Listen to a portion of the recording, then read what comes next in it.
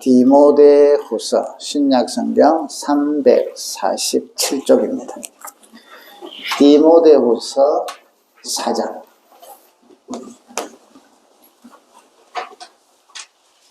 7절 8절을 한번 같이 읽어봅시다. 신약성경 347쪽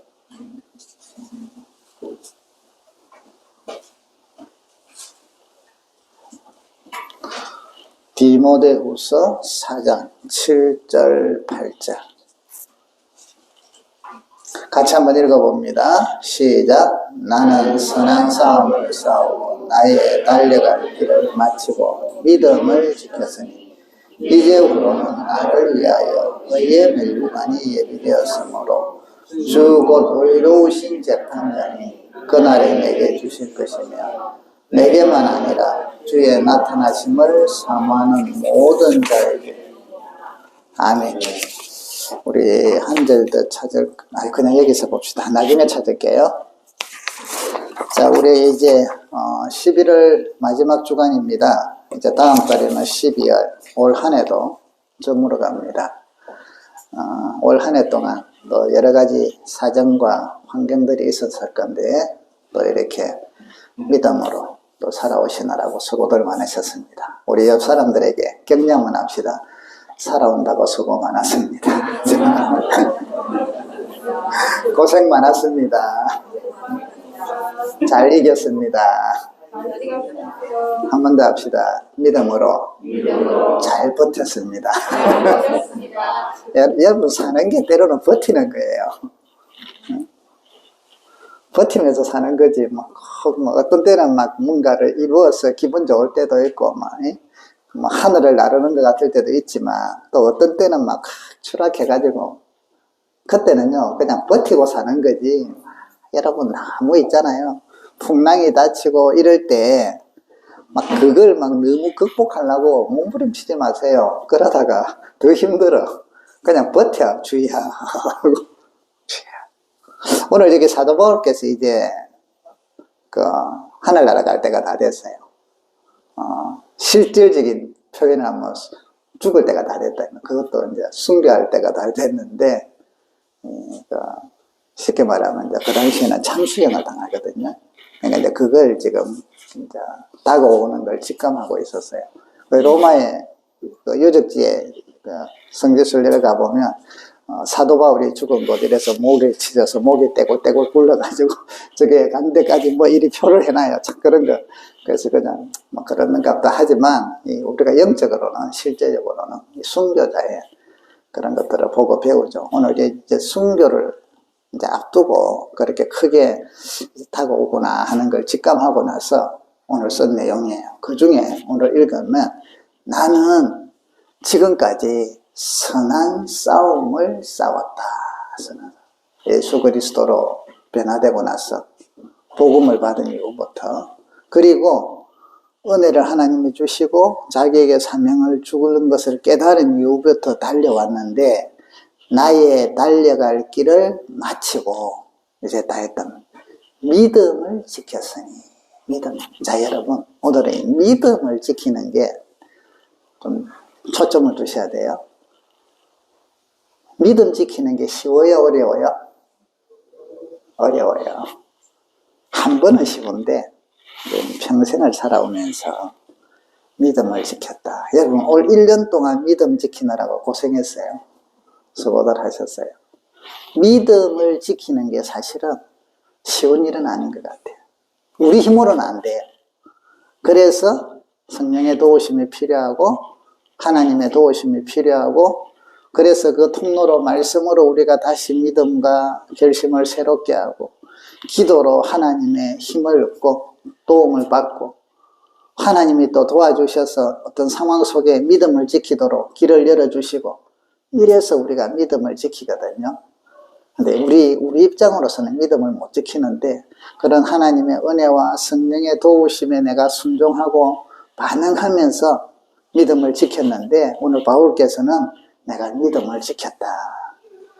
그러니까 우리도 여러분, 주님 만나는 그날까지 믿음을 지키면서 살아가야 되는데, 여기가 쉬운 것만은 아니에요. 그래서 이 믿음을 지키기 위해서 말씀과 기도와 또 예배와 또 순종과 이런 게 필요한 거죠. 자, 그 다음에 이렇게 나서요. 8절 이후로는 나를 위하여 의의 면류관이 예배되었다. 여러분, 믿음을 지킨 사람, 나의 달려갈 길을 마치고 인생 가운데 삶의 여정 가운데서 믿음으로 선한 싸움을 싸우면서 믿음을 지킨 사람에게 하늘나라에서 하나님께서는 의의 면류관이 준비되어 있다. 우리 의의 면류관 하면 별로 실감이 안 오니까 쉽게 이야기합시다. 큰 영광과 상급이 주어진다 이 말이에요. 그게 준비되어 있다. 준비되어 있다. 우리 그 올림픽에 가서 메달 한 번 타면 한 번이에요, 영원이에요? 메달은 한 번 탔는데 한 번인데 영광은 영원하죠. 김연아 하면 우리는 어떻게 돼요? 그 여왕으로 우리가 수리하잖아요. 그러면 그때 한 번 했지만 그것은 계속 가요. 대한민국에서 피겨하면은 김연아. 일단 여러분 우리의 그게 영원히 간다고요. 영원히. 오늘 하나님께서 여러분들이 수고하고 믿음으로 선한 싸움을 싸우고 믿음을 지킨 성도들에게 하나님께서는 영원토록 영광을 누리는 그런 상을 주신다. 면류관을 주신다. 요걸 믿으세요. 옆 사람에게 한번 이야기합시다. 우리 믿음을 지켜 면류관을 받읍시다. 아멘. 그게 영원하요, 영원하대. 이야, 영원도. 그래서 오늘 바울이 이렇게 이야기하잖아요. 8절에 이제후로는 나를 위하여 의의 면류관이 예비되었으므로 주곧 의로우신 재판장이 그날에 내게 주실 것이고 내게만 아니라 보세요. 주의 나타나심을 사모하는 모든 자에게 도니라. 왜? 믿음으로 믿음의 선한 싸움을 싸우는 사람들에게는 다 주시는 거예요. 그것이 싸움의 믿음을 지키는 거. 참 중요해요. 그래서 믿음으로 지키면서 믿음이 성장해가고 이러죠. 자, 믿음을 지키는데 시대마다 다가오는 상황이 달라요. 우리 초대교회 이 당시 성도들은 어떻게 믿음을 지켰어요? 믿음을 지키려면 핍박과 싸워야 됐어요. 환난과 싸워야 됐어요. 그래서 그들은 믿음을 지키는 결과 어떻게 됐냐면 심한 사람들은 불에 타 죽었고 사자굴에 던져졌고 사자의 먹이가 되었고 톱으로 팔을 자르고 이렇게 됐고 또 어떤 사람들은 또 도망을 가가지고 토굴 속에서 살았고 어떤 사람들은 자기들의 가진 재산들 다 뺏기고요. 특히 이제 그 네로가 박해할 때 그리스도인이라 하면 그거는요 먼저 차지하는 사람들 거라 집안 재산도 다 가져가고 그 사람은 잡아가고 그러니까 이 당시 이분들은 믿음을 지킨다는 것은 생존이에요. 죽느냐 사느냐의 문제였어요. 그런데도 믿음을 지키고 믿음의 사람들이 많아져 갔다는 게 기적이에요. 하나님의 역사라는 거죠. 복음은 그런 거예요. 우리나라 우리의 선배들이 일제강점기 때 믿음을 지킨다는 거는요. 신사참배에 굴복을 하느냐 안 하느냐에 있어서 그 믿음을 지키는 사람들은 어떻게 됐어요? 감옥에 갔고 고문을 당했고 가족들이 같이 또 처자들이 같이 고생을 했고 참 힘들어요. 믿음 이런 어떤 환란이 있을 때는 어떤 분들은 순교했고 옥중에서도 죽었고 고문받다가 죽었고 6.25 때는요 공산당이 쳐들어왔을 때 제일 먼저 잡는 사람이 교회 다니는 사람들. 여러분 우리가 전쟁이 일어나면요 제일 먼저 누가 죽어요? 군인들은 싸우느라 죽고 민간인 중에서 1번 누굴까? 저와 여러분들이라 교회 다니는 사람. 그때 전부 여러분 어떻게 하실래요? 나 교회 다닌다 할래? 나 교회 안 다닌다 할래? 바로 총으로 이 당시에 보니까 우리 6.25 때 보면 죽창으로 찔려 죽은 사람들 특히 저 전라도 쪽에 보니까요 강물에다가 사람들을 애들이든 어른이든 다 빠졌어. 그래서 물 들어오면 물에서 그냥 허우적거리다가 죽어요. 그러니까 한 교회가 순교로 몰살을 당했더라고요. 그게 우리 역사 속에 나오는 거예요. 1950년대 때 일어난. 그러니까 이런 목숨과 직결되는 환난과 고난과 핍박 가운데서도 성도들은 믿음을 지킨다 이 말이죠. 성도들이 이긴다는 거예요. 놀라운 사실이에요. 그들이 의지가 강해서 그들이 막 초인적인 있는 아니라 연약한데도 하나님이 도와주시더라. 성령께서 도와주시더라. 오늘날 우리는 믿음 생활하는데 이런 환난은 없어요. 개인적으로 어떤 집에서는 안 믿는 집에서 믿으려다가 핍박당하는 경우들은 있어요. 그죠? 그런데 세상은 우리를 은연중에 핍박을 하게 돼 있어요. 세상은 은연중에 핍박하게 돼 있어요. 그런데 그것 때문에 우리가 이제 믿음을 지킨다는 건 쉬운 일이 아니에요. 그래서 여러분은 대단해. 하나님이 주신 은혜가 크다 이 말이에요. 우리 믿음을 좀 바울처럼 또 많은 믿음의 성도들처럼 믿음을 지켜서 주님 앞에 갔을 때 의의 면류관을 누리기를 축복합니다. 이게 소망을 두셔야 돼요. 에이, 뭐, 교회에서 그냥 예수 믿다, 교회, 이 땅에 살 때만 예수 믿으면 안 믿는 것보다 좋다니까. 뭐, 죽으면 천국 간다니까. 뭐, 이 정도 생각 갖고 믿지 마시고, 주님 사랑을 많이 느끼고, 그 사랑에 감동을 입어서 믿음을 지키는 종들이 될 수 있기를 바랍니다. 자, 오늘 이 시대에 우리가 믿음을 지키려고 하면 제일 부딪히는, 그러면 이제 초대교회 성도들은 죽어. 우리 일제강점기 때도 고문과 감옥과 여러 가지 뭐 때로는 아픔들, 핍박들 또 죽어. 6.25 때도 죽어. 그럼 이제 우리 시대는 지금 예수 믿는다고 이제 아까 개인적인 사소한 경우 빼고요. 일반적으로 우리는 지금 죽음하고 직면되어 있는 게 아니에요. 그럼 우리에게 있어서 믿음을 가장 방해하는 게 여러분에게 무엇입니까? 믿음을 지켜야 되는데 믿음을 지키는데 가장 방해되는 게 무엇입니까? 역사를 가만히 지켜보면 인류의 역사 또 교회의 역사를 보면 공통적으로 강력한 게 있어요. 죽음과 비슷하게 강력한 거. 아니 죽음은 차라리 죽으면 끝나는데 엄청나게 강력한 힘이 있어요. 그게 뭐냐면 여러분 재물이에요. 재물, 돈. 우리 믿음의 가장 큰 여러분의 믿음을 가장 크게 흔드는 게 돈. 그래서 우리 찾아봅시다. 마태복음 6장 마태복음 6장 24절 신약성경 9페이지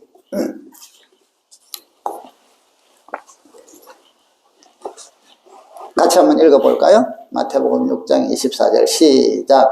한 사람이 두 주인을 섬기지 못할 것이니 혹 이를 미워하고 저를 사랑하거나 혹 이를 중히 여기고 저를 경히 여김이라.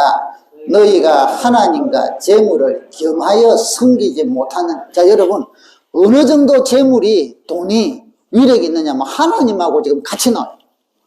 우리 사람들은 여기 보세요. 두 주인이라는데 하나님과 재물, 하나님과 돈. 이야, 우리가 여러분 돈을 경시하지 마세요. 교회 다니면 돈은 필요 없다. 그 사람은 인생을 모르는 거고 하나님의 원리를 모르는 사람들이에요. 절대로 여러분 돈은 경시해야 될 대상이 아니에요. 아주 긴장하면서 우리가 그 신학교육을 받을 때 그때만 해도 우리 전체적인 교회의 분위기가 돈을 사랑하니 일만하게 불이 그래서 돈을 그래 막 돈을 중요시 여기면 믿음 없는 사람이고 막 세속적인 사람인 것 같은 그런 어떤 분위기가 가르침들이 음습을 해갖고 우리는 사실 돈에 대해서 잘 몰라요. 그래 고생을 하는 거라. 고생을 하는. 그래서 목사님 그 교회에서도 유행이 목사님은 돈에 신경 쓰지 마세요. 돈은 우리가 관리할 테니까 목사님은 목회만 설교만 하세요. 아주 옥산이에요, 여러분. 제가 피가 마르게 10년 동안 돈에 시달리면서 성경 가운데 깨달은 게 목사님들이 돈을 모르면 교인들이 다 세상의 길로 빠져. 교회 운영이 목회에 대한 건전한 경제적인 운영을 목사님들이 모르니까 전부 세상 방법으로 교회를 운영한단 말이에요. 그러니까 교회가 결국은 뭐예요? 세상 기업이라는 소리를 듣는 거라. 왜? 그래서 제가 뼈가 깎듯이 속에서 피가 끓듯이 깨달은 게 목사는 돈을 알아야 된다. 그러나 돈을 탐하면 안 돼. 그거하고는 전혀 달라요. 돈을 바로 알아가지고 바로 가르쳐야 하면 성도들이 세상에서 빛으로서 사는데 교회를 말씀 안에서 바로 돈을 운영하는 방식을 가르치면 기업이라는 소리를 안 들어요. 그런데 우리는 어릴 때 그게 옳은 줄 알고 많은 분들이요. 지금도 어떤 교회들 가면 그런 말들 많이 하세요. 목사님은 돈에 신경 쓰지 마세요. 교회는 우리가 운영할게요. 천만에요. 큰일 나요. 그분들은 세상의 운영 방법만 알고 있잖아요. 목사님은 절대로 돈을 탐을 대면 안 돼요. 우리 성도들도 돈을 탐내지 마세요. 제약의 길에 빠져요. 그러나 우리에게 맡긴 돈을 충실한 정직한 청지기가 되어서 관리를 잘 하셔야 돼요. 돈을 관리 잘 하셔야 되고 건강도 관리 잘 하셔야 되고 시간도 관리 잘 하셔야 돼요. 청지기가 되어서 불의한 청지기가 되면 하나님에게 무중 돋는단 말이에요. 충실한 착한 청지기. 돈에 대해서 그러면 목사도 해당이 될 수밖에 없잖아요. 여러분도 마찬가지고. 그래서 혹시 앞으로 여러분 신앙생활 하다가 목사님은 돈을 몰라야 돼. 누가 이런 말 하면 그거 교정하세요 하고 여러분들이 괜히 쓸데없이 싸우지는 마시고 우리 모든 성도는요. 돈을 알아요. 왜? 돈의 위력이 하나님의 권세를 가졌다니까. 오늘 주님이 말씀하시잖아요. 두 주인이라고. 돈과 재물과 하나님, 이걸 두 주인을 섬기지 못할 것이다. 이게 우리 믿음을 완전히 꺾는다니까요. 어느 쪽으로 흔들리냐에 따라서. 그래서 우리는 여러분 돈을 아셔야 돼요. 성경 안에서 바른 돈의 가치를 아시고 돈을 주무를 줄 알고 돈을 유도리 제어할 줄 알아야지 돈에 끌려다니면 안 된다 이 말이에요. 그건 바로 종이 된다는 거죠. 돈의 종이 되면 하나님하고 멀어질 수밖에 없어요. 믿음이 자라지 못해요. 믿음의 삶을 살 수가 없어요. 돈 위에서 딱 눌러서 돈 보고 이렇게 좌지우지하셔야지. 여러분 돈을 많이 가졌던 작게 가졌던 간에 믿음으로 사셔. 오늘 여기 보세요. 두 주인을 섬기지 못할 것이다. 하나님과 재물을 겸하여 섬기지 못한다. 한쪽을 더 하면 한쪽은 어떻게 되게 돼서 가볍게 여기게 돼 있다 이 말이죠. 그래서 우리 여러분 이제부터 말씀 안에서 여러분 돈에 대해서 괜히 멀리하지 마시고 돈에 빠지지도 마시고 돈을 다스릴 수 있는 믿음을 기르시기를 주의 이름으로 축복합니다. 돈을 다스리는 영권을 가지셔야 돼요. 성도는. 그래서 돈을 알아야 된단 말이에요. 돈을 알아야 돼요. 6장 1절에 2절에 보시면요. 마태복음 지금 그 옆에 보세요. 6장 2절에 보시면 구제에 대해서 나와요. 자, 돈을 어떻게 관리하느냐에 따라서 구제를 하느냐 못하느냐가 답이 나온다는 거죠. 구제를 하되 또 여러분 하나님을 향해서 하느냐 사람을 의식해서 하느냐가 답이 나온다는 거예요. 6장 2절에 보면 그러므로 구제할 때 외식하는 자가 사람에게 영광을 받으려고 여러분 구제를 하는데 사람에게 영광을 받으려고 한다 이거예요. 그러면 하나님께서는 이미 끝났다. 여기 보니까 그들은 2절 끝에 자기 상을 이미 받았다. 그래서 구제는 4절에 은밀하게 하라. 은밀한 중에 보시는 너희 아버지께 갚으시라. 중심이 그렇다고 뭐 항상 뭐 은밀하게만 되나요? 들어도 나고 이리 될 때도 있는데 중심이 마음의 본질이 사람에게 보이려고 하지 말고 하나님 앞에 해라. 이거는 돈을 제어하는 사람의 특징이에요. 외식하는 자들요. 이게 또 다른 의미로서는 인색하게 한다는. 여러분 돈에게 내가 제압을 당하면 인색해. 그래서 구제도 인색하고 하나님께도 인색하고 사람들 앞에 인색해요. 자, 인색하다는 게 우리는 작게 하는 것, 째째하게 하는 걸 말하잖아요. 또 다른 의미는 성경에 보면 인색하다는 게 외식하는 거하고 똑같아요. 사람에게 보이려고 하는 거. 그렇다면 여러분 지금 여기 마태복음 6장 2절에서 이들이 사람에게 보이려고 구제하는데 이 사람들은 째째하게 하는 게 아니라 많이 해요. 사람들에게 영광을 나타내려면 많이 해야 돼요? 작게 해야 돼요? 신문에 나도 500만 원 했습니다 하는 거하고 1억 했습니다 하면 500만 이거 한 거 갖고 신문에 내라 이런 식으로 우리가 마음을 갖잖아요. 그러니까 여러분 양의 많고 적고가 문제가 아니라 인색하다 외식한다 요 말이 성경에서 여러분 양의로 따지는 게 아니라 하나님 앞에 하느냐 사람 앞에 하느냐, 하나님께 영광을 돌리기 위해서 하느냐 사람에게 영광을 받으려고 하느냐 요 차이예요. 인색하대 갖고 여러분 작게 낸다 꼴랑 뭐 100원 200원 1000원 만원 이게 아니라는 거죠. 어떤 사람은 많이 할 수가 있어. 그러나 사람에게 받으려고 하는 건 다 인색한 거, 외식하는 거.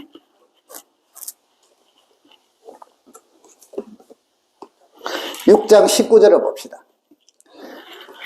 돈에 대해서 우리가 이렇게 제압을 하면서 살아야 되는데, 그래서 너희를 위하여, 우리를 위해 보물을 땅에 쌓아두지 말고 하늘에 쌓아두라잖아요. 20절에 오직 너희를 위하여 보물을 하늘에 쌓아두라.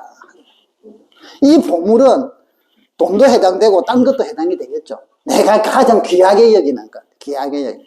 그래서 지금은 일반적으로 오늘은 이 재물이라는 것으로 좀 초점을, 왜냐하면 뒤에 나오면 하나님과 재물을 이야기하니까 이 보물이, 재물이 전혀 해당 안 되는 게 아니라 대다수다는 거죠. 자, 그래서 여기 보니까, 그리고 21절 같이 한번 읽어봅시다. 시작. 내 보물 있는 그곳에는 내 마음도. 자, 여러분.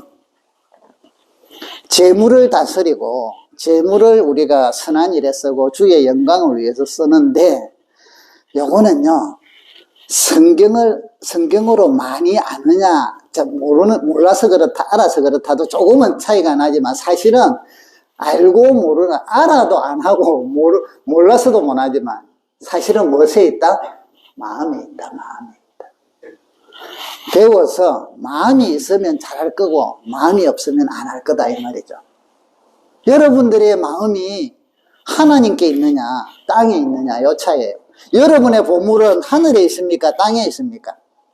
여러분은 보물을 하늘에 쌓아두고 있습니까? 땅에 쌓아두고 있습니까? 땅에 쌓아두면 나중에 여기 보니까 도둑도 들고 뭐하고 없어진대요. 하늘에 쌓아두래. 여러분의 귀한 인생, 여러분의 시간, 여러분의 정열, 여러분의 에너지, 여러분의 재물, 이 많은 것들을 우리가 수고하고 애써서 선한 일을 하고 하나님께 영광을 돌릴 때 이게 사람들에게 보이려고 하면 땅에 쌓는 것이 될 거고 하늘에 쌓는 것. 딴 사람은 몰라요. 나와 하나님만 알아. 여러분 신앙생활의 즐거움은 사람들하고 우리가 공동체로서 같이 하고 이런 것도 아주 중요해요. 그리고 특히 교회는 몸이기 때문에 같이 소통하는 거, 함께 하는 게 아주 중요해요. 그런데 그와 동시에 또 중요한 게 생명은 하나님과의 교제예요. 나의 믿음 생활 모든 게 하나님하고 나와 주고받는 거다. 주야, 기도도 하나님과 주고받는 것, 봉사도 하나님 앞에서 하는 것, 헌금도 하나님 앞에서 하는 것, 예배도 하나님 앞에 드리는 것. 어떤 사람들은 예배도 사람 앞에 드리려고 하는 사람도 있어요. 하나님 앞에. 그래서 여기 보면 보물이 있는 곳에 내 마음이 있다. 여러분의 보물을 하늘에 쌓아두기를 주의 이름으로 축복합니다. 그러면 오늘은 이 재물을 우리가 어떻게 하나님이 기뻐하시는 뜻대로 내가 재물을 다스리면서 살 수 있는가? 주인을 하나님께 앞두고 사람에게 두지 않느냐 하는 것들을 간단하게 살피면서 여러분과 제 속에 믿음이 아까 지키는 게 여러 유형이에요. 뭐 기도로도 지킬 수 있고 이렇지만 오늘은 이 하나님과 동등하게 쓸 수 있는 재물에 대해서 좀 말씀을 드릴게요. 그래서 우리가 지금까지 잘해오신 것처럼 여러분들이 지금까지 잘해오신 것을 위한 하나님의 축복이 얼마나 큰가를 기억하시고 앞으로도 우리가 하나님 앞에서 어떻게 살아야겠구나, 재물의 청지기가 되어서 어떻게 내가 재물을 제어하면서 다스리면서 살아야 할 것인가, 그럴 때 믿음의 축복이 어떤 것인가를 우리가 누리고 또 알아가기를 주의 이름으로 축복합니다. 우리가 하나님 앞에 재물을 이제 사용하는 데 있어서 이제 제일 많이 드리는 게 헌금이에요. 뭐 구제도 그 속에 포함이 되는 거고요. 헌금에 여러분, 헌금의 원리에 가장 중요한 게 11조예요. 그래서 우리가 11조를 바로 이해하면 헌금은 다 이해가 되게 되어 있어요. 성경에 보면 하나님께서 그의 백성들이 11조에 대해서 어떤 가치를 갖느냐가 하나님은 아주 중요하게 생각을 하는 걸 볼 수가 있어요. 그래서 11조가 어떻게 제일 먼저 나오느냐 하면 아브라함 시대 때 나와요. 아브라함이 조카 롯이 잡혀갔을 때 그것을 구출해 와요. 그 자기 집에서 키우던 사병들을 데리고 구출해 오다가 이제 승리해가지고 다 뺏어 오거든요. 그때 그를 마주하러 나오는 사람이 갑자기 멜기세덱이라는 제사장이 나타나요. 그래서 아브라함을 하나님 앞에 축복합니다.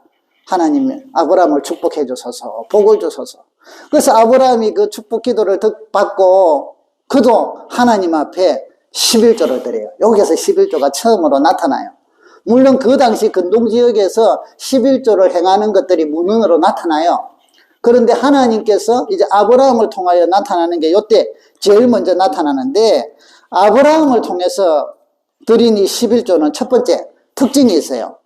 누가 강요해서 드린 게 아니라 자원해서 드렸어요. 아브라함이. 여러분, 헌금은 여러분 자원해서 드리는 거예요. 그 자원하는 데는 뭐가 믿음이 있을 때 자원이 돼요. 아시겠죠?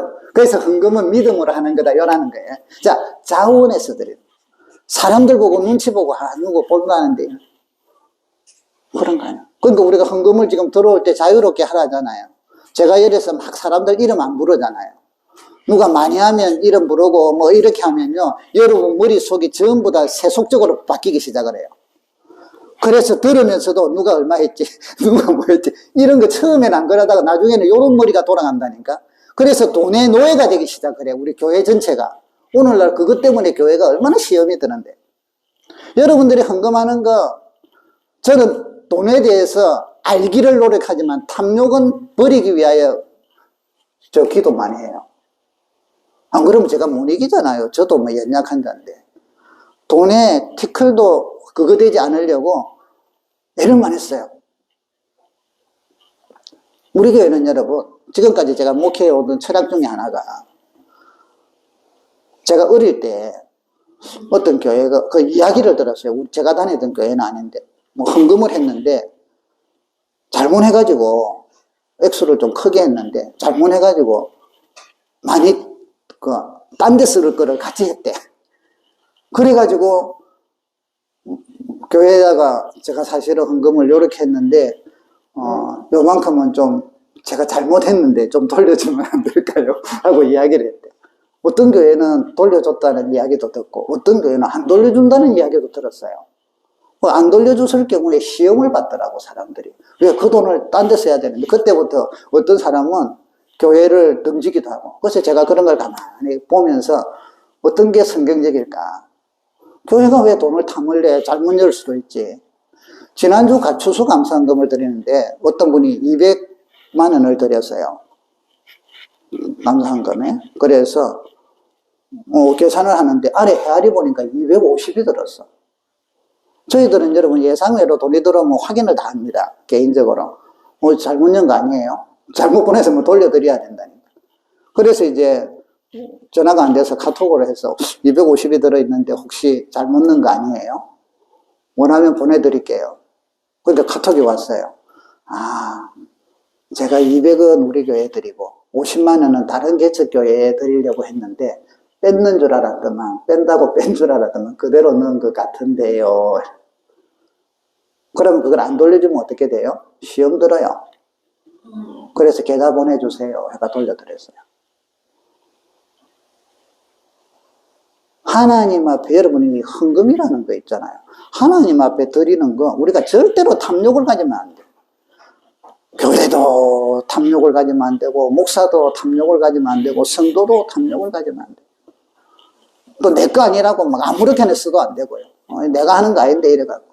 아니죠. 그게 우리 성도들의 피땀 흘린 수고와 애쓰렀던 노력의 결실들이기 때문에 하나님이 그걸 받으시거든요. 아브라함이 자원해서 드렸더라. 자원해서. 그래서 여러분 따라합시다. 헌금은 자원해서 드리는 거다. 헌금은 믿음으로 자원해서 드리는 거예요. 그래서 제가 여러분들 중에 믿음이 없는데 그들으려고 하면 믿음 생길 때까지 기다려야 하고 저는 이야기해요. 왜? 교회는 하나님의 일은 우리 호주머니 갖고 일 안 해요. 하나님이 알아서 하세요. 필요하면 알아서 공급해 주세요. 저는 그걸 믿기 때문에 여러분들에게 편안하게 해드려요. 믿음이 생기거든 당연히 하게 돼 있어요. 은혜를 받으면 자원해서. 아브라함은 자원해서 드렸다. 두 번째, 작은 인원수를 가지고 그 막대한 승리한 연합군들을 격파해서 하나님이 도와주셨다는 그 은혜에 감사해서 드린 표현이었어요. 그래서 여러분 감사의 표현들이, 여러분 감사 응금들이 뭐 대충 이런 게 아니라 여러분 그곳에는 믿음이 실리고 정성이 실리고 이러는 게 하나님이 도우신 은혜에 대한 표현이거든요. 아브라함이 그거였다. 세 번째는 지극히 높으신 전능하신 하나님께서 이번에 나를 이기게 해주셨다는 하나님이 주인이시라는 데에 대한 신앙 고백이다. 그래서 11조를 드린 거예요. 아브라함의 11조의 특징. 하나로 뭉치면 하나님이 도우시고 하나님께서 이끌어 주셔서 승리를 주신 데 대한 나의 믿음의 감사의 고백으로 자원해서 드린 것이 아브라함의 11조예요. 여러분 그래서 11조는 신앙 고백이다. 신앙 고백. 우리가 지금 청년들이 제가 이거는 이만 이야기를 할게요. 청년들 다 일부가 이제 지방에서 이쪽으로 왔는데 어떤 선한 일을 하려고 지금 준비 단계 중에 있어요. 그러다 보니까 생활을 해야 되니까 쉽게 말해서 이제 알바를 해야 되잖아요. 그래서 우리 이제 교육원에서 알바를 좀 그때까지 좀 시키면서, 그런데 처음에 부모 밑에서 신앙생활 열심히 하던 청년들이 하려고 하니까 이제 처음에 왔는데 생활비가 안 나오는데 괜찮겠니? 해볼게요. 그래서 처음에 한 70만 원 정도인가? 70만 5만 원인가 요리 줬어요. 자, 그런데 여러분 보세요. 방세 25만 원. 뭐 관리비, 전기세, 물세 따지면 한 30에서 35만 원. 핸드폰비 또 뭐 한 5, 6만 원. 뭐 이리 빼고 나니까 뭐 한 50만 원은 그냥 나가잖아요. 그러면 한 25만 원 남아서 이것 가지고 자, 그동안은 신앙생활을 해와서 11조는 엄마가 주는 용돈으로 아버지가 당연히 해왔는데 이제는 생존이 걸려서 25만 원에서 7만 원을 떼면 엄청나게 큰 거예요. 그죠? 그럼 얼마 남아? 18만 원 갖고 살려고 하니까 이거 한 달을 어떻게, 여기서 이제 고민을 하는 거예요. 주여. 그런데 감사하게 이들이 배워간다는. 부모 밑에 있을 때는 몰랐는데 이제서 내가 신앙 고백으로 이걸 11조를 드려야 되나 말아야 되나를 고민하더라고요. 그러면서 드려요. 참 귀하지. 이거 주면 하나님이 더 복 주겠지. 여러분 하나님하고 딜하지 마세요. 우리 믿음은 절대 그런 게 아니에요. 그냥 감사해서 신앙 고백이에요. 그런데 여러분 돈을 자꾸 헌금의 개수로, 돈의 개수로 따지니까 신앙이 안 자라는 거라. 자, 뭐 10만 원 11조 할 때, 또 더 수입이 많아서 100만 원 할 때, 어떤 사람은 수입이 많아서 뭐 하나님 1000만 원을 할 때 어떤 게 11조가 쉽겠어요? 일반적으로 액수로 따지면 10만 원은 쉽고 100만 원하고 1000만 원일 때로 이거 갖고 해야 돼 말해야 돼. 한 500만 원만 하지. 자, 여러분 이거는 돈의로 따질 때 하나님 앞에 나갈 때예요. 신앙 고백으로 따지면 전혀 다른 상황이 발생해요. 25만 원 중에 7만 원을 떼야 돼. 요때 남은 15만 원으로 몸부치며 살아야 돼. 자, 신앙 고백으로 나가면, 이게 신앙 고백으로 성장하면요 100만 원을 할 때는 1000만 원을 번다는 거거든. 1000만 원을 할 때는 1억을 번다거든. 그러면 1000만 원 아깝다 일이 안 나가고, 신앙이 성장한 사람들은 내가 25만 원 때도 11조 때고 18만 원으로도 살았는데 1억을 벌어서 1000만 원을 때도 9천만 원으로 사니까, 오히려 이런 사람은요 신앙 고백으로 자란 사람은 더 이거는 그냥 쉽게 한단 말이에요. 그리고 더해 부재원금 1000만 원 뭐 하나님 선한 일을 하냐. 여러분, 돈은 신앙 고백으로 그냥 제어하셔야 돼요. 그래서 작을 때일수록 어떤 면에서는 더 힘들어. 더 힘들어. 돈의 액수로 따질 때는 액수가 크면 힘들지만 신앙 고백으로 할 때는 제가 가만히 보니까 작을수록 더 힘들어요. 왜? 내가 살기가 힘들어지는데 많으면 여러분, 여러분의 삶 속에 하나님의 은혜 가운데 돈이 여러분이 열심히 애써서 벌었어요. 그런데 그것을 하나님이 주신 은혜로 하시고 힘도 주고 일할 수 있도록 하나님 안에서 믿음으로 신앙 고백으로 주인이 돈이 아니라 하나님입니다 라는 고백이 여러분에게 넘치기를 축복합니다. 그런 믿음으로 자라시기를 바라요. 두 번째로 성경에 보면 11조가 모세율법에서 나와요. 모세를 통해서 레위기나 신명기에 나오는데 첫 번째, 하나님께서 하나님 나라를 이루어가는데 중요한 요인들을 세우십니다. 하나는 땅을 만들어줘요. 그래서 땅을 주시고, 백성을 만들어서 12지파를 만들어요. 그런데 이 땅과 12지파가 잘 하나님의 백성답게 살 수 있도록 말씀과 제사장과 선지자들을 세우세요. 말씀을 가르치고 말씀대로 깨닫도록. 그래서 예배를 드리는 제사장 무리, 특별히 예배를 드리는 제사장 무리들과 그를 통해서 말씀을 또 가르치잖아요. 이게 하나님 나라를 세우는데 백성들이 살아가는데, 그래서 여러분, 성도가 살아가는 데 있어서 목회자가 바로 세워지지 아니하고 목회자를 경시하고 하나님의 말씀과 예배를 경시하면 그 신앙은 타락할 수밖에 없어요. 이게 아주 중요한 하나님 나라의 원리다. 그래서 레위인들과 제사장들은 땅을 안 주세요. 이 일에 전념하게 하고 다른 12지파에게 11조를 드려서 하나님 일에 동참하게 하면서 그걸 11조를 갖고 이 레위인들과 제사장들을 생활하게 만들어져요. 그러니까 이게 하나라도 끊기면 하나님 나라의 이게 원칙이 무너지게 돼요. 그래서 여러분, 교회는 앞으로도 성장할수록 예배와 하나님의 사람들이 주변에 막 좀 안 좋은 소리도 많이 들리지만 그건 제끼고, 그래서 여러분 분별을 잘 하셔야 돼요. 저도 그리 되려고 애를 쓰는 거예요.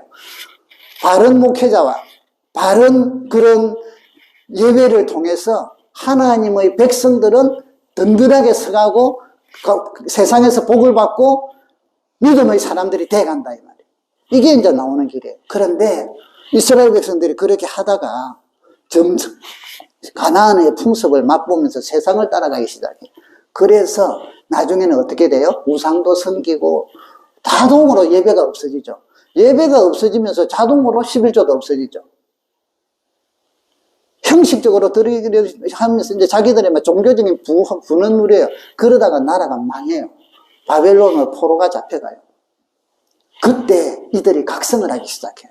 우리가 뭐가 잘못됐는가? 왜 우리가 망했는가? 우리는 하나님의 백성인데. 그래서 깨달은 게 첫째, 우리가 하나님 앞에 예배를 제대로 안 드렸구나. 우상을 해서 예배 회복이 일어나요. 두 번째, 말씀을 우리가 어겼구나. 말씀 회복이 일어나요. 세 번째, 이것을 일으키기 위해서 11조를 다시 정결하게 드려야겠구나. 이래서 11조 운동이 회복이 일어나요. 그래서 느헤미야가 돌아와서 성전을 회복할 때 성전을 지음과 동시에 말씀을 선포하면서 11조를 회복하면서 제사장과 레위인들을 바로 세워요. 이리 돼야만 하나님 나라가 바로 돌아가니까. 그런데 돌아와서 처음 또 하다가 또 이스라엘 백성들이 어떻게 하느냐 하면 점점 11조를 하나님 앞에 섬기는 것 중에 종교, 하나님께 예배도 대충 하고 11조도 대충 하고. 그래서 우리 성경 하나 찾아봐요. 말라기. 구약 성경에 1330조.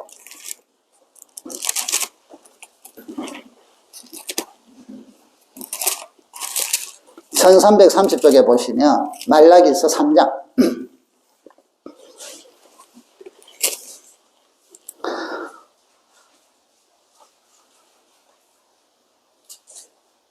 (8절에) 보시면요. 같이 읽어봅시다. 시작. 사람이 어찌 하나님의 것을 도둑질하겠느냐? 그러나 너희는 나의 것을 도둑질하고도 말하기를 우리가 어떻게 주의 것을 도둑질하였나이까 하는도다. 이는 곧 11조와 봉헌물이라. 너희 곧 온 나라가 나의 것을 도둑질하였으므로 너희가 저주를 받았네. 자, 여러분, 하나님은 이게 대해서 왜 중요하게 이야기하시냐면 11조와 봉헌물을 도둑질이라고 이야기하는 만큼, 왜냐하면 하나님 나라를 세우는 중요한 원칙이랬죠. 제사장과 말씀을 가르치는 제사장 레위인들과 선지자들이 하나님 나라는 세워져야만 백성들이 바로 하나님께 예배를 드리고 하나님의 사람이 된단 말이에요. 두 번째, 하나님 그 백성들이 이런 신앙으로 하나님께 예배 드리고 살아야 된다. 그런데 이게 안 되도록 했으니까 뭐라고 하냐면 너희들이 뭐라 해서 도둑질했다. 도둑질했다. 그리고 이들이 하나님 앞에 또 드리기는 드리는 게 어떤 걸 드리냐면 자기들이 좋은 거는 다 하고 나쁜 것들만 드려. 그래서 오늘 여기 보시면 성경 한번 보세요. 10절. 여기 말라기에서 봅시다. 3장 10절 시작. 만군의 여호와가 이르노라 너희의 온전한 11조를 창고에 들여 나의 집에 양식이 있게 하고 그것으로 나를 시험하여 내가 하늘 문을 열고 너희에게 복을 쌓을 곳이 없도록 붙지 아니하나 보라. 아멘. 하나님께서 마음 없는, 여기 온전한 11조라는 거는 돈을 19만 9,990원 받았으니까 19,999원 이게 아니라 첫째, 하나님이 주인이십니다 라는 믿음의 고백이 들어가야만 온전한 11조예요. 돈의 액수만 나눠가지고 하는 게 아니라, 제가 대전에 있을 때 그 있던 교회에서는 공학도들이 많이 다녔어요. 그러니까 카이스트 교수들이라든지 연구원들이 이분들은요 수치에 밝게 살아요. 수치 하나가 틀리면 안 되잖아요. 아폴로가 우주선 궤도를 그리는데 0.00 이런 게 틀리면 큰일 나니까 이분들은 수치가 따라서요 진짜 수치 계산을 잘해. 그래서 그분들은 뭘 이런 거 해도 진짜 1원까지 따져요. 1원까지. 온전한 11조가 계산적으로 눈앞에 보이는 수치적으로 그럴 수도 있으나 그것보다 더 우선이 뭐냐면 하나님이 주인이시고 하나님이 인도하시고 그래서 자원함이 나온다는 거죠. 은혜 가운데. 그게 1번. 그 이스라엘 백성들이요 하나님께 드리는 예물도 저거 쓰던 거, 병들은 거, 아니면 또 물건에서 쉽게 말해서 상품이 상 이런 게 있잖아요. 턱은 돈 많이 받으니까 팔고 상도 팔고 중정도 되는 거는 하나님께 드리고 이랬단 말이죠. 그러니까 하나님께서 지금 온전한 11조를 드리라. 믿음으로 드리고 그 속에 너희들의 온전한 것 하나님 앞에 드릴 때는 바른 것으로 드려. 그래서 그렇게 할 때 나의 집에 양식이 있게 해라. 하나님 집에 무슨 양식이 하나님이 필요해요. 하나님 나라를 이루고 올갈 그들의 종들 때문에 그러죠. 양식이 있게 하고 그것으로 그렇게 해보면 내가 너희들에게 하늘 문을 여서 복을 주나 안 주나 봐라. 여러분 11조 할 때 이것 가지고 11조 이런 복 받습니다 하고 무슨 하나님하고 딜하듯이 이건 아니에요. 순서가 달라요. 우리가 믿음 생활할 때 여러분들이 하나님 앞에 아직도 나는 좀 돈에 휘둘려갖고 안 된다. 그러면 이렇게 기도하세요. 하나님, 제가 기쁨으로 자원해서 아니면 순종해서라도 11조를 드리는 믿음을 주세요. 요거 기도하세요. 왜? 여러분이 복을 받아요. 딜 아니에요. 이건 하나님의 약속이에요. 복을 받아요. 하는 일이 잘 돼요. 잘 되고 나면 할게요. 안 되게 돼 있어요. 왜? 일이 잘 되고 되면 할게요. 어려울 때. 여러분, 그래서 어려울 때 내 믿음이 나온다니까. 어려울 때 11조를 분별을 온전하게 드리세요. 어려울 때 하나님 걸 구별하세요. 그러면 여러분들의 믿음이 어려울 때도 구별했기 때문에 잘 될 때 넘어지지 않아요. 그리고 어려울 때 그런 믿음으로 사는 걸 보고 하나님께서 복을 주세요. 하는 일들이 형통하게 해주세요. 그리고 하나님 앞에 우리가 드릴 때는 자원해서 드리니까 성경에 보니까 인색함으로 하지 말고 넉넉하게 해라. 저희 아들한테 11조 가르칠 때, 야, 1원짜리, 10원짜리 하지 말고 만원 선에서 끊어. 어릴 때는 1,000원 선에서 끊고. 왜? 가능하면 그래서 만원 쪽으로 드려. 헌금은 넉넉하게 내 마음의 믿음으로 많이 드려. 그러면 하나님께서 더 많이 은혜를 주셔. 물질도 주시고요, 은혜도 주시고. 사랑하는 성도 여러분, 오늘날 11조 때문에 교회들마다 이상한 또 유튜브도 시끄러운 게 있는데 현혹되지 마세요. 하나님이 세우신 그분의 나라와 여러분들에게 하나님께 물질로 하나님 일에 동참하게 만들고 하나님이 복을 주시고 하나님께서 하늘의 상금으로 주시기 위해서 한편은 이거는 믿음의 백성이 지키는 의무예요. 자, 여러분, 우리나라에도 보니까 세금 내죠. 연말에 되면 세금 잘 낸 사람에게 상 주는 분들이 있죠. 자, 의무를 지켰을 뿐이라. 그런데 이분들이 액수가 많아. 그래서 잘 지켜서 상을 주잖아요. 여러분, 한편은 우리가 하나님 앞에 드리는 헌금은 기본권이라. 11조 드리는 거 하나님 백성으로서 주신 거 당연해. 그런데 하나님은 그걸 당연한 것이 가만히 있어가 아니라 하나님은 뭐 하신다? 그걸 보고 복을 주신다. 또 약속을 하신다. 사랑하는 성도 여러분, 재물과 하나님 두 주인을 겸하여 섬길 수 없습니다. 여러분은 재물을 하나님이 주신 권능과 믿음의 권세로 돈을 다스리는 자가 되기를 축복합니다. 돈에 끌려다니지 마십시오. 내가 돈을 다스린다는 건 하나님이 주인이 될 때만 가능해요. 하나님이 주인이라는 절대 주권에 대한 것이 없으면 돈이 여러분의 주인이 돼요. 이거는 바로 자리에 교체해버려요.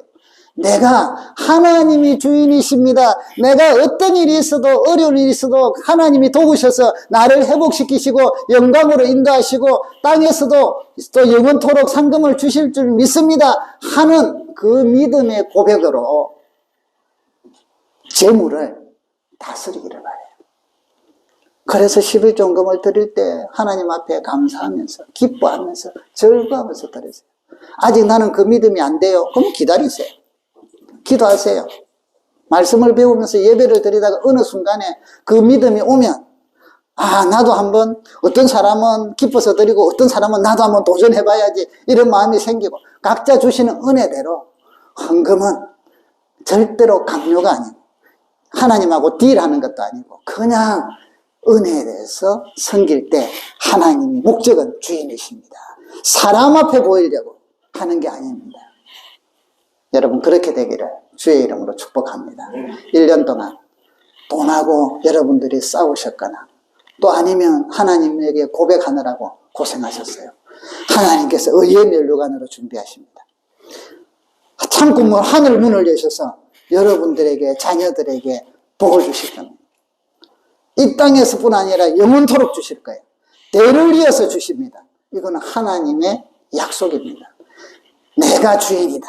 하나님이 주인이십니다 하는 고백입니다. 그래서 교회는 여러분 이런 믿음의 축복, 그래서 여러분 믿음의 선한 싸움 올해도 열심히 하셨는데 연말까지도 기도도 다른 것도 있지만 또 앞으로 내년에 여러분 경기가 어려워지고 힘들수록 재물에 대해서 제어하셔서 이삭이 기근이 들었을 때 애굽으로 가려고 했어요. 그때 하나님께서 너 가지마, 여기 있어. 그래서 그 말씀에 하나님이 주인이다. 아니 지금 먹고 살아야 되는데요, 지금 우리 굶어 죽어요. 그래서 애굽으로 갔다 하면 이삭은 큰 축복을 놓쳤어요.